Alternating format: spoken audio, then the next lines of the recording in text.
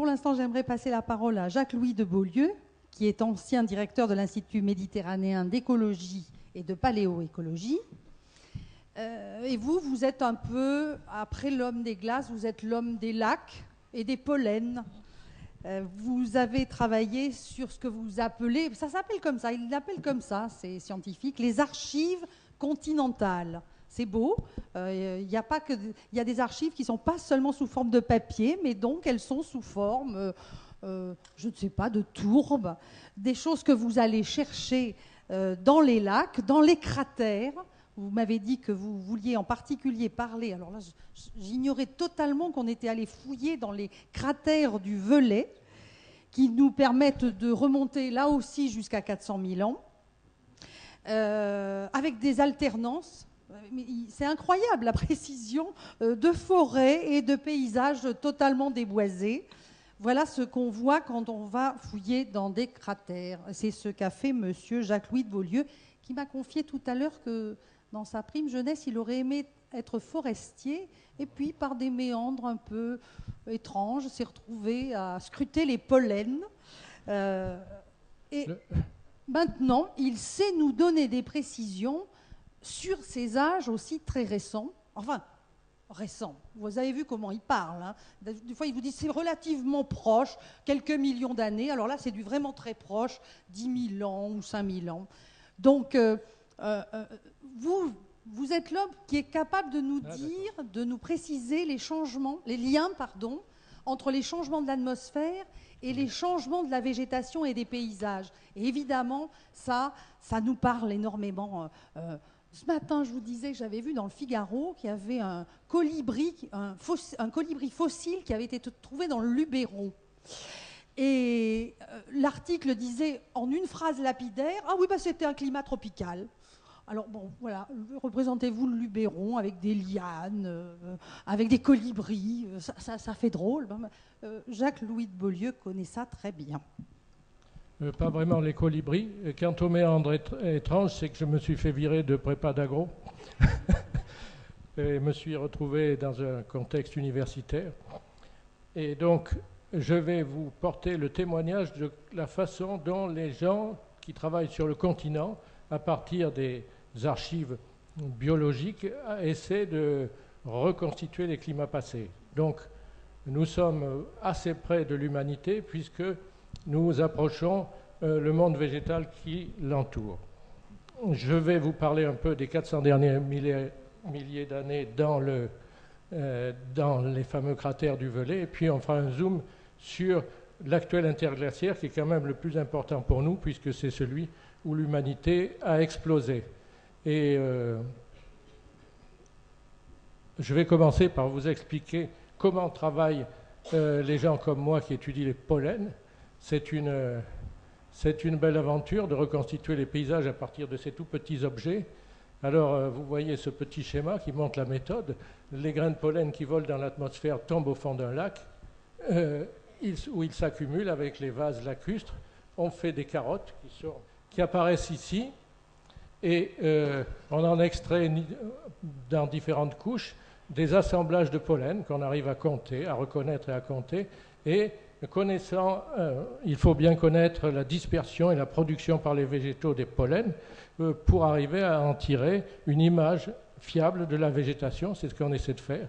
Donc, une fois qu'on a reconstitué la végétation, on peut évidemment en tirer des conclusions climatiques puisqu'elle est en équilibre avec le climat. Alors, le problème, c'est que sur le continent, contrairement au fond marin, ou éventuellement à la glace, l'érosion a un effet terrible et détruit très rapidement tout ce qui a été accumulé. De sorte qu'on a beaucoup d'informations sur la période qui suit le dernier glaciaire, mais si on veut avoir des longues séquences qui nous parlent de l'histoire dans le long terme, c'est très difficile. Et on n'a qu'une vingtaine de sites en Europe qui nous parlent d'une histoire longue du climat. Il y a le plus long est celui de Tenagi-Philippon en Grèce qui fait un peu plus d'1 million d'années, 1 500 000. Mais je vous parlerai du Velay ici parce que c'est près de chez nous, parce que le signal est clair et surtout parce que c'est mon bébé. Alors, voici le lac du Boucher, c'est le plateau du Devès. Vous avez un cratère d'explosion, c'est un cratère dit phréato-magmatique. La lave rencontre de l'eau, ça fait un grand boom, et dans le trou s'accumulent ce que sont créés des lacs, et le sédiment s'accumule longtemps. Ça, c'est un cratère qui a explosé il y a environ presque 1 million d'années, et on a en tiré des carottes. C'est une entreprise difficile. Et voici, alors ne nous affolons pas, c'est très facile à lire, c'est un diagramme pollinique. Ce que vous voyez là, ces petites courbes, c'est des pourcentages de pollen. Quand les courbes sont épaisses, c'est qu'il y a beaucoup de pollen. Quand il y en a moins, c'est qu'il n'y a pas de pollen et donc peu d'arbres. Alors vous pouvez voir une alternance d'épisodes avec des successions d'arbres. Ici, vous voyez chêne, noisetier, charme, sapin, hêtre. C'est des épisodes très boisés. Vous pouvez me donner l'échelle de temps qu'on comprenne? Ah oui, l'échelle de temps, ok. Alors ici, on est à 450 000 ans environ, et ici, on est à 0. Enfin, le Moyen-Âge, la norme 0. Et donc, on a une succession d'épisodes forestiers ici, non forestiers ici, forestiers avec des très belles dynamiques. C'est la végétation qui se développe pendant un interglaciaire. Il y a toute une succession, à partir du début du réchauffement, d'arbres pionniers, des bouleaux, des genévriers, puis s'installent des arbres très tempérés. Et après, l'optimum climatique est dépassé, on voit arriver des essences plus montagnardes, puis boréales, et après on tombe dans la glaciation suivante. Alors si on détaille un peu tout ça, on s'aperçoit qu'il n'y a pas moins qu'à côté des gros interglaciaires, il y a aussi des épisodes avec un petit peu de boisement, pas trop des forêts boréales, qui alternent avec des épisodes très froides. Au total, on appelle ça des interstades. Au total, on a 13 alternances entre des phases forestières, plus ou moins forestières, et des phases déboisées très froides, glaciaires. Ce qui vous montre que l'histoire du climat depuis 450 000 ans sur nos plateaux du Massif central n'est pas un long fleuve tranquille. Ça balance dans le buron. Et alors, cette petite image-là vous montre, est supposée représenter l'Europe. Ici, la Méditerranée, là, le nord de l'Europe. La glace s'avance pendant les périodes froides. Il y a des toundras au nord et des steppes au sud. Et pendant les périodes interglaciaires, toute l'Europe est boisée. Alors, évidemment, puisqu'on a parlé des carottes de l'Antarctique, on peut, à l'aide des grains de pollen, reconstituer les températures. On pourra expliquer plus tard comment on fait. Et alors ici, c'est des courbes de paléotempérature et de précipitation.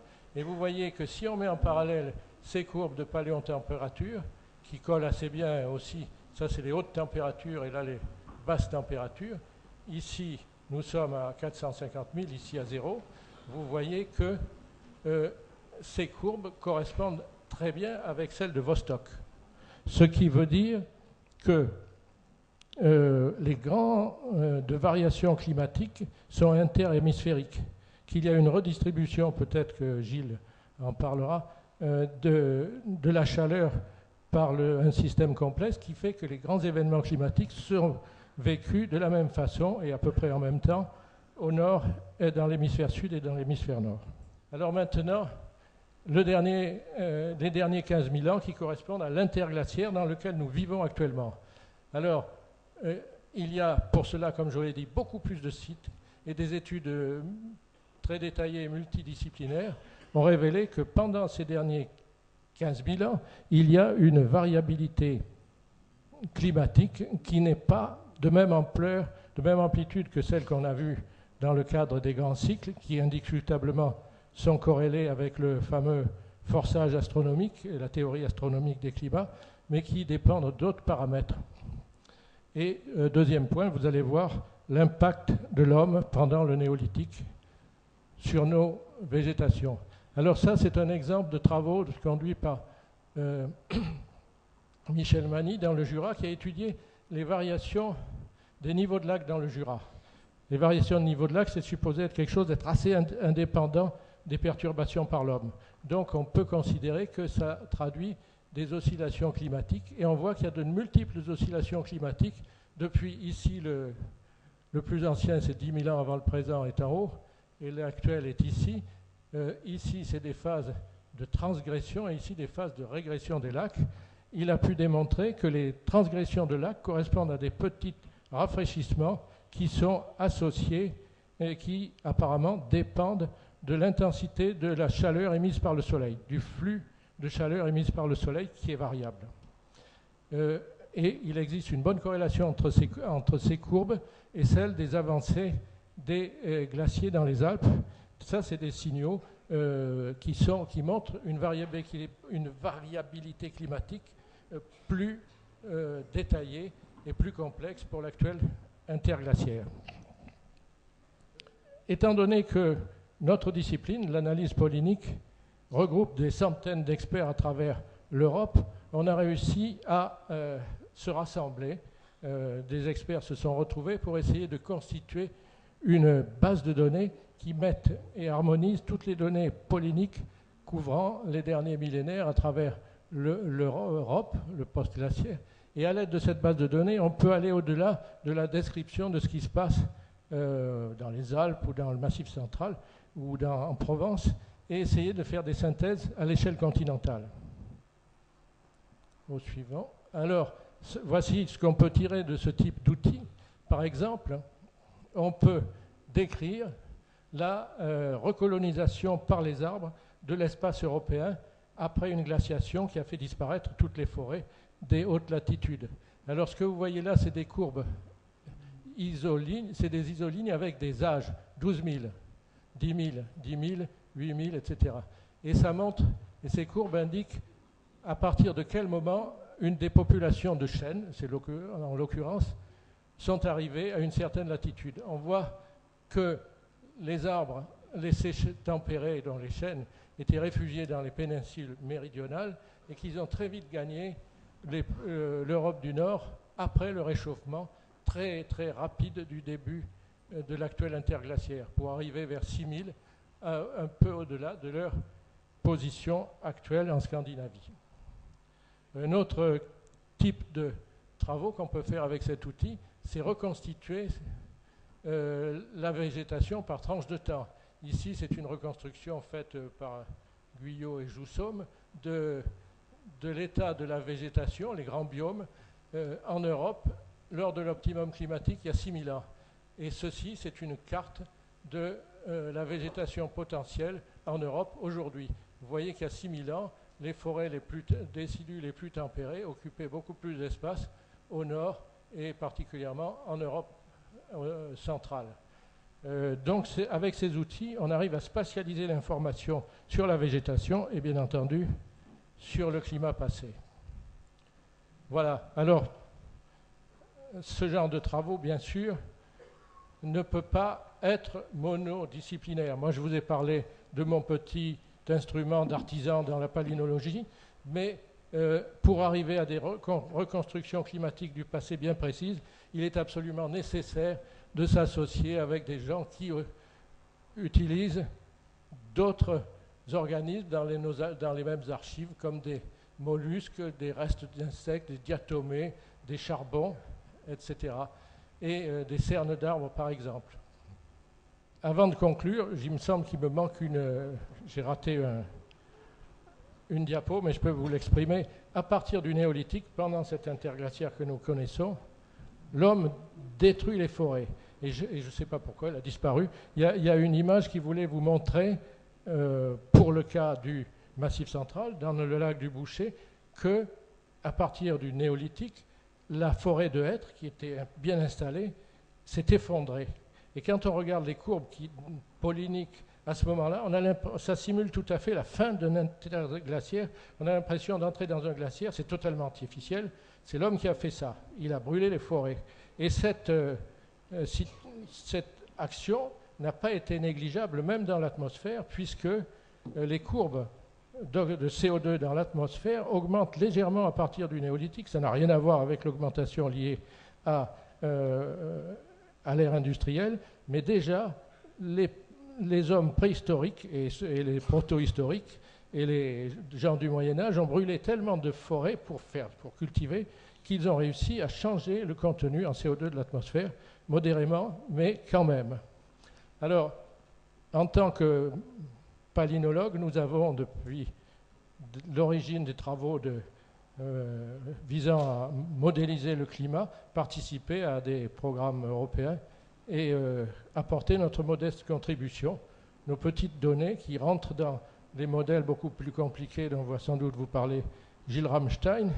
Et c'est cette immense communauté qui a réussi à montrer que le changement qui se préparait était dramatique, à faire des modèles prédictifs, certainement imparfaits, mais tous convergent pour dire nous allons vers quelque chose de dramatique. Et nous autres, à notre modeste place, nous avons pris part à cette opération. Et bien que moi personnellement, je ne puisse pas très bien vous dire ce qui se passe dans un modèle climatique, je peux vous dire que je suis partie prenante de cette alerte et qu'il y a intérêt à la répandre. Parce qu'on a beau dire que tout le monde est d'accord, d'abord vous ouvrez Internet, vous tombez sur le site des climats sceptiques, dont on parlera peut-être, et puis aussi, c'est une chose d'être convaincu, c'est une chose de changer nos habitudes. J'étais récemment dans un colloque sur la forêt méditerranéenne. Il y a eu des tas de collègues qui ont expliqué que nous allions vers de sérieux problèmes en région méditerranéenne avec le changement climatique annoncé. Les collègues forestiers en sont conscients, mais sont tellement désarçonnés pour élaborer des stratégies radicalement nouvelles qu'on peut être un peu inquiet, qu'il y a vraiment un effort collectif pour se prendre en main et pour changer nos façons d'agir. Merci. Merci. Petit commentaire sur les courbes de température qu'on vous montre. Sur une période d'environ 100 000 ans, la cause de ces variations, corrigez-moi si je me trompe, c'est la variation des paramètres de l'orbite de la Terre. Il faut bien comprendre que ces oscillations que vous voyez sur la courbe de Dominique Reynaud, il y avait différents cycles. Ces cycles, c'est les variations de l'orbite de la Terre, et on retrouve ces variations dans la carotte de Vostok, etc. etc. Donc et il y a deux paramètres qui fait qu'il y a un cycle sur 100 000 ans à peu près, 100, 120 000, et un cycle sur 10-20 000 ans. 40 000 ans. Bon. Donc ça, c'est l'orbite de la Terre qui varie et qui nous donne ces courbes. Merci, monsieur le planétologue.